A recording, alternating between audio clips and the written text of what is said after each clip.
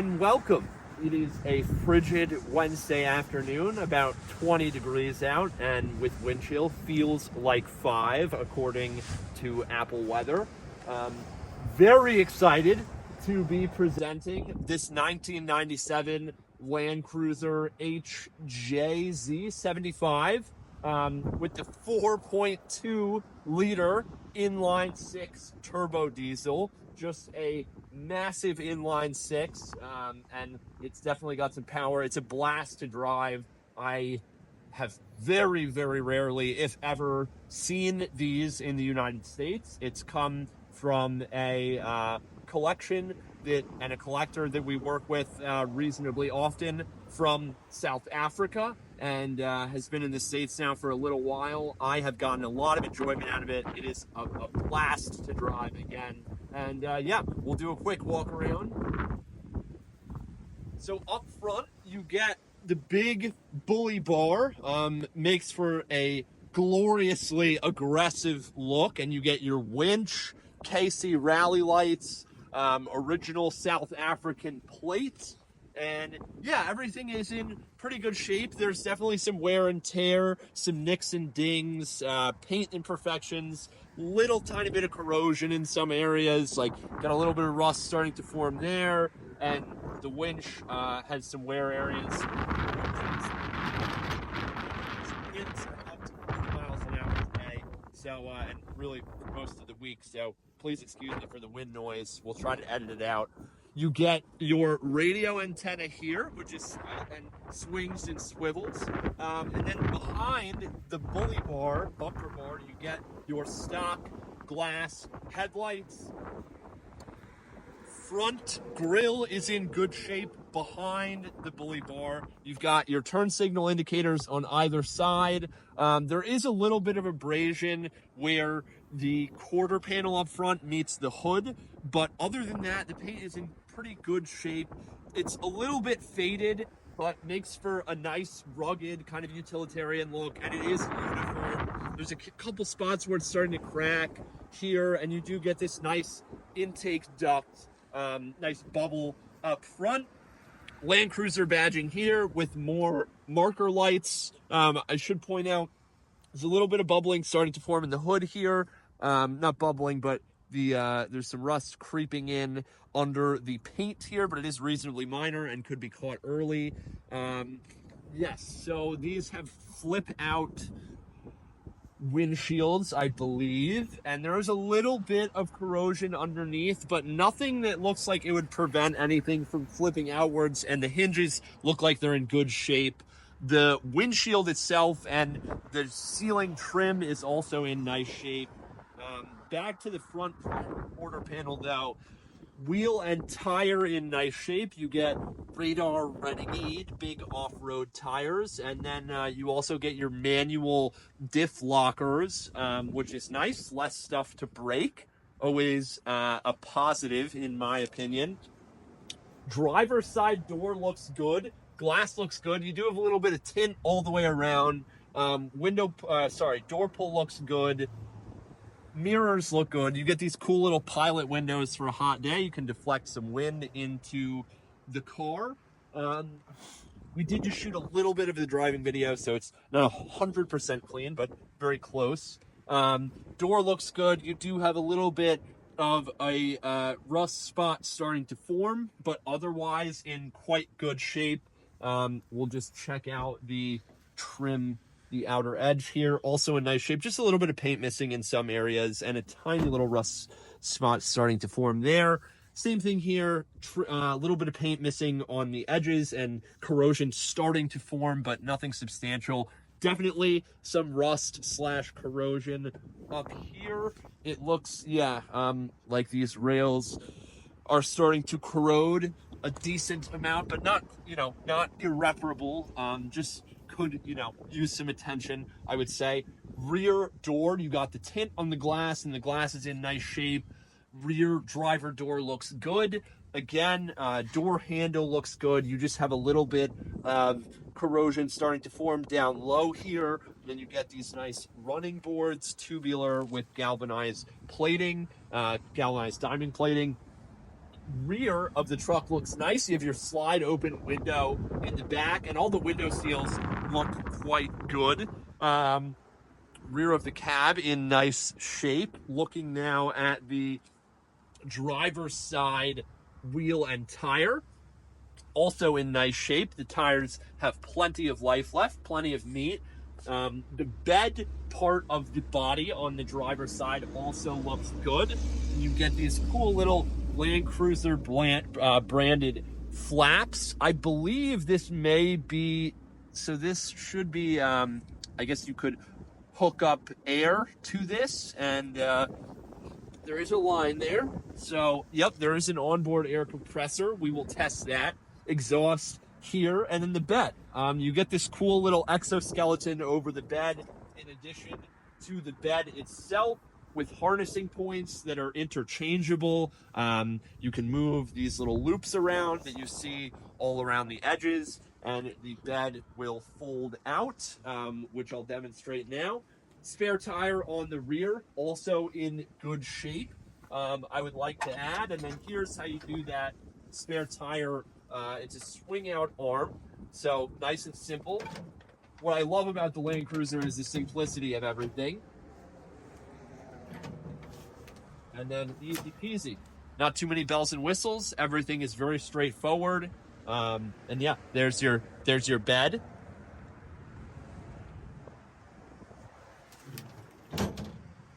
So close her back up with these two latches. And here's the rear tailgate. You do see where there was a Toyota insignia here. There is a little bit of some damage there. And again, there's, spots kind of everywhere where there's nicks and dings. It's definitely a truck that's been used. And then also you get this nice very heavy duty rear bumper, Outback Extreme, IEF Engineering, serial number, all that stuff there. And then a place to jump something. And this is, another trailer hookup for lights and whatnot. So we'll put this back in place. Just simple locks in like that. So now coming around to the passenger side, also in nice shape. The exoskeleton bed rack looks good. Of course, there are spots where it's missing paint in some areas, but the exterior of the bed, all the painted areas look quite nice. We do have 2 fuel tanks on board on this rig. This is the main tank. This is the auxiliary tank. If I am not mistaken, I am gonna forget, so we're probably gonna end up filling both a little bit later. But yes, functioning as they should. I haven't switched them over or tested that system, but you can hear something turn on when you hit the master switch panel.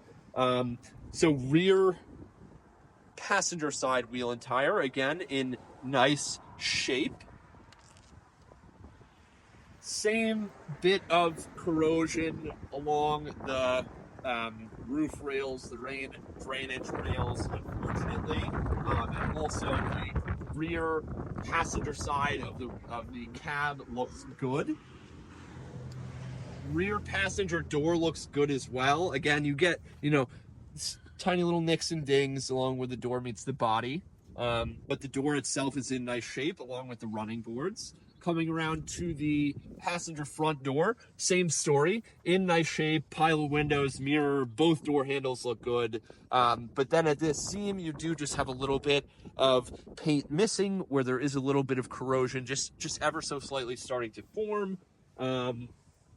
This seam looks quite good, and the passenger front door looks good, other than a little bit of paint missing there. There's my finger for reference.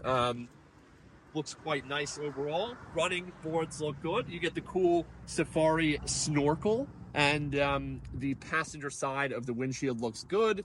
Hood looks good. You don't have the same rust formation like you do on the driver's side, just where the hood meets kind of the firewall. Little bit of an abrasion, or so to speak, there. And yeah, otherwise really in nice shape. Finally front passenger wheel and tire in good shape with, you know, your manual lockers there. And yeah, really, really pleased with the condition of this truck overall. It is just such a cool truck.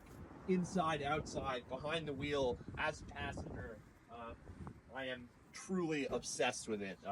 You know, this is a consignment vehicle that I definitely put some miles on when I get the chance to, and today will be a good occasion for me to do so. So yeah, in the interior, notice how I've walked around to the passenger side first, even though I should be starting on the driver. Honest mistake, form of habit, but yeah, very nicely appointed. Not really any interior flaws. You kind of get this vinyl slash rubber matting on the floors that's in good shape. You know, a little bit of abrasion and stuff and wear on like this glove box cover, but the dash looks good. The glass looks good. The headliner's in pretty good shape. There's no rips or tears and it's not sagging. There's just a little bit of discoloration near the B pillars and the C pillars, but otherwise in quite nice shape. And then yeah, as I said, you get that roof mounted radio as well, really fun feature. But yeah, pretty basic interior. And then just check out the door card here, also in nice shape. So we'll head now to the rear passenger door, and excuse me for referring to some sides as the driver and passenger. I am mistaken, and that is a force of habit. But yeah, nice shape here. So the tint material seems a little bit scratched, so you do get like this kind of fading on the glass.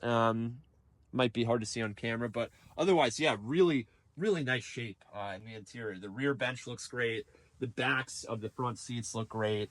Floor mats look great. The floor looks great. Really nice shape, this thing. So yeah, now we'll head around, excuse me, to the driver's side. I'll get it right this time.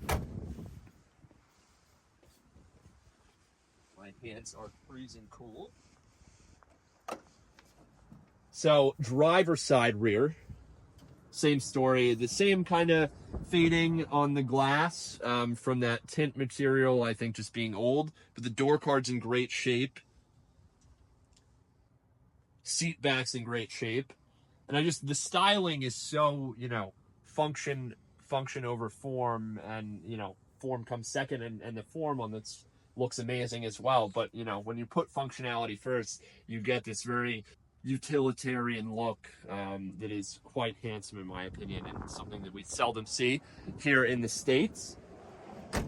Finally, driver's seat.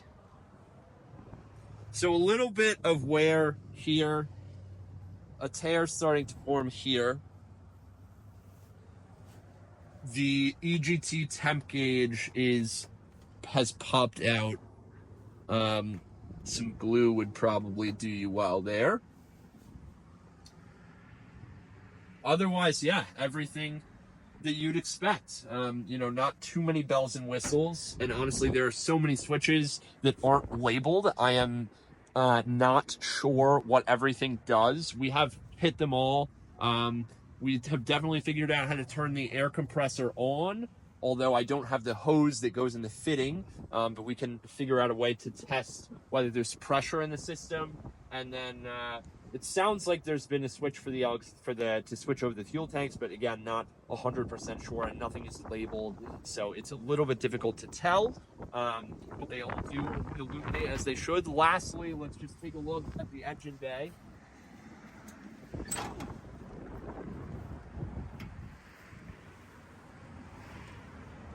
So 4.2 liter inline six, turbo diesel, and obviously quite a lot of things coming off the batteries here, dual battery setup. There's your air system here, where I'm assuming you could just fit a hose straight to it. And the compressor is right there. So yeah, overall, really sweet. G-ready oil pressure can. Yeah, really nice overall. Super, super nice to drive. So yeah, we'll go do a little bit of driving, maybe some off-roading, and getting a passerby honking there. And yeah, I hope you've enjoyed so far. We are going to go just going to warm up inside for a minute and get back on the road. Thank you. Alrighty, at the wheel now. We'll go for a drive. Parking brake works. It is, again, yeah, freezing cold. Just checked the temperature while we were inside. And it's 20 degrees out, but feels like 5 with the wind chill. So, really cold. Just go for some turn signals functioning.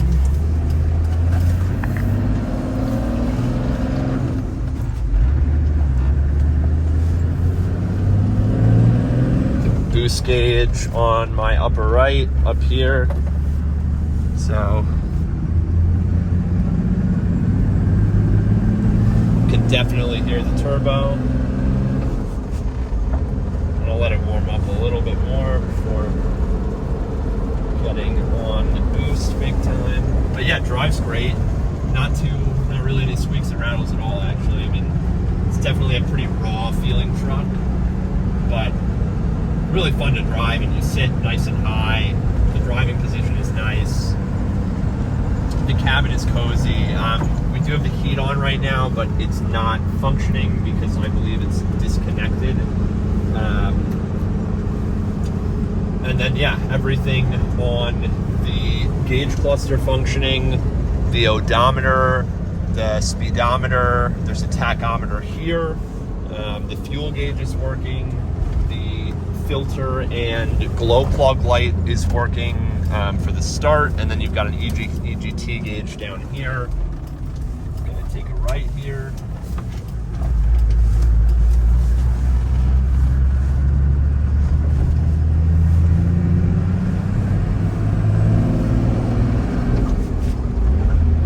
So EGT is about 300, it looks like.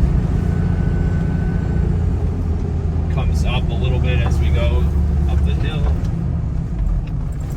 Third is kind of just floating there, so I have a little bit of difficulty finding it, but that's a skill issue. But the fan does blow for the heat. I don't think it's connected to the heating unit.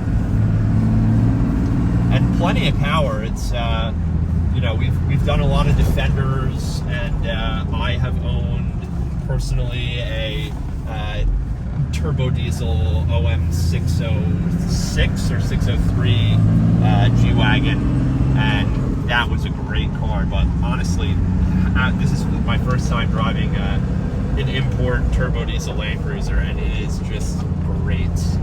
Really, really nice to drive, and feels like it got a lot more power.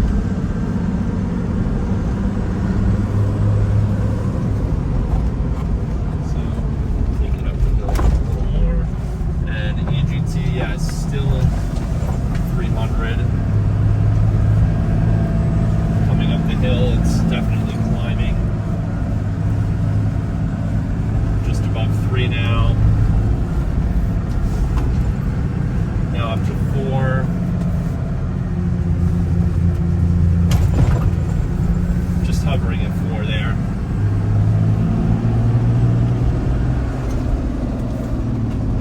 But yeah, definitely a nice power on this. And really haven't even gotten that high up in the rev range. There's 4,000. And almost at 5 on the EGT. Downshifts nicely. Wow, it's such a great truck, actually. Oh, it's so nice. Such a fun truck. Yes, we are up to temp completely now, and the heat is still not blowing more, unfortunately. Try the radio.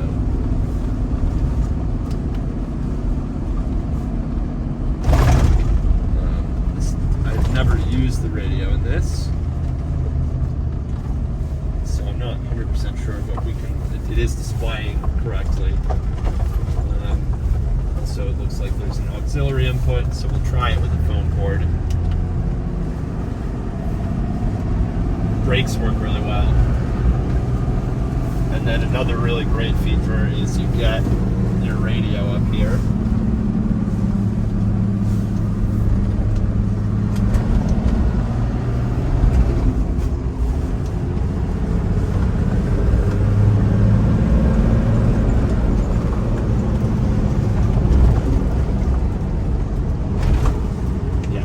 Really nice, really nice. It's really fun to drive.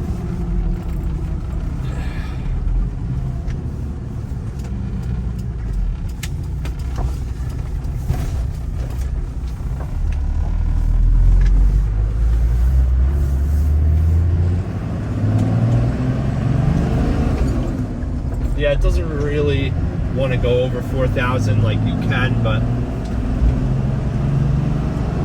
it'll just start to drop off in power a little bit. It's happiest between 2 and 35. So getting into 5th gear, and in a Defender I'd be well into 5th gear right now, 100 kilometers an hour.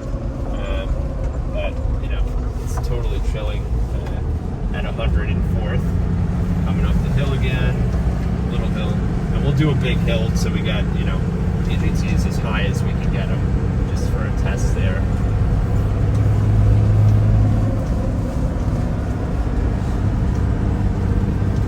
Yeah, such a blast to drive it again. Like no real squeaks and rattles.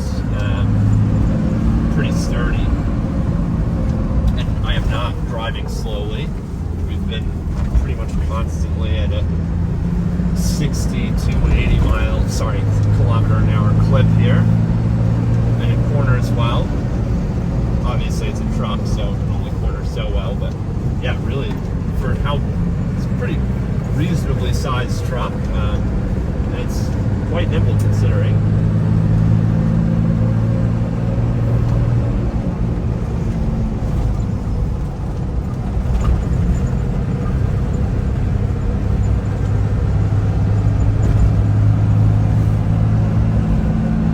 Really fun. So there's top end of 4th gear at 100. Here's top end, we'll get up high, and yeah, it's fast, much faster, and it's smooth. I'm not getting any death wobble. You know, it starts to drift a little bit, but in a Defender that would be, you know, unmanageable, that speed really.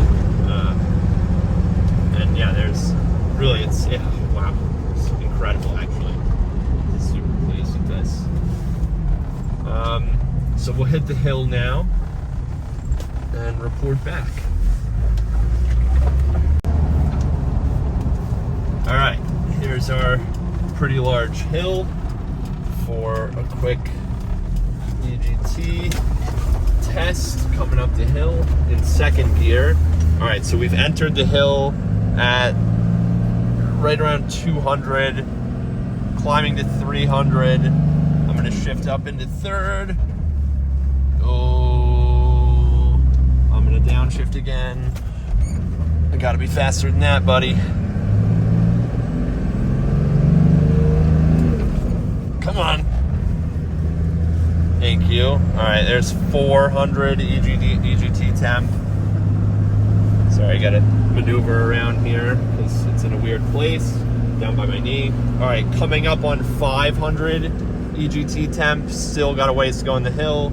Okay, over 500 EGT temp, but hovering there. Still 500. Coming back down towards 4, but still pretty much at 5. Staying put though. Little over 5 now, coming towards 6, but not over half. Okay, there's a warning. See? Okay, so it'll beep at you when they get too hot.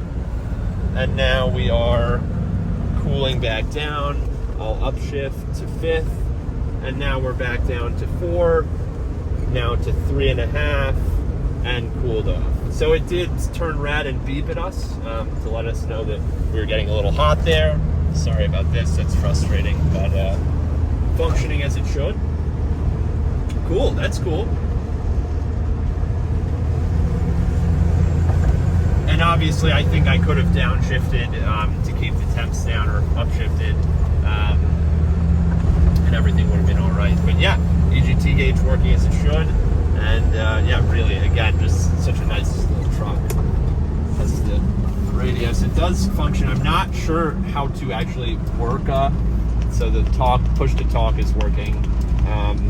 But yeah, reasonably, I know how to work a walkie-talkie, but this is fairly complicated. You can change your channels and stuff.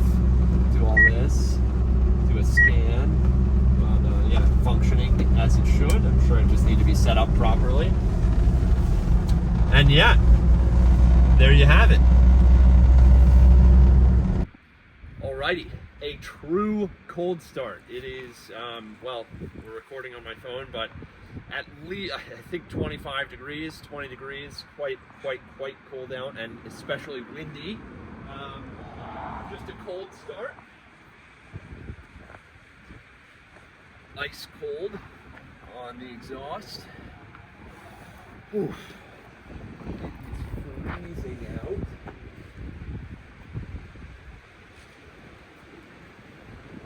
Probably hear the wind on the camera. Try to edit it out. Alrighty.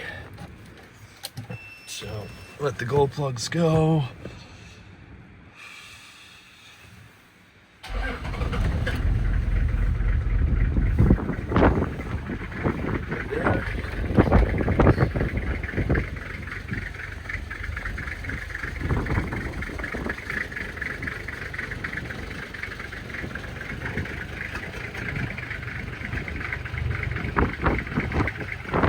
Smoky. It's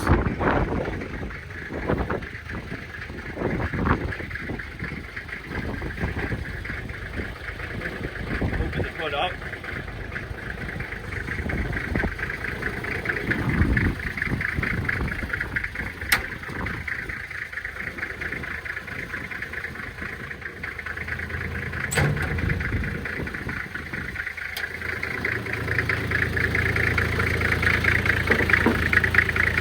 There you go. A little blow-by test.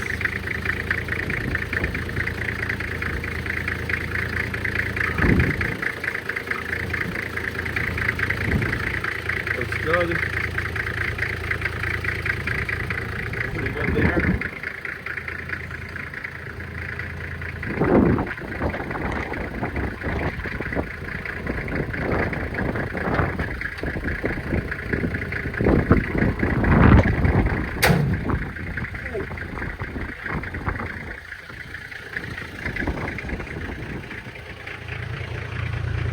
No more smoke, really, a little bit, but not really any. It sounds good. So, yeah. Go for a drive.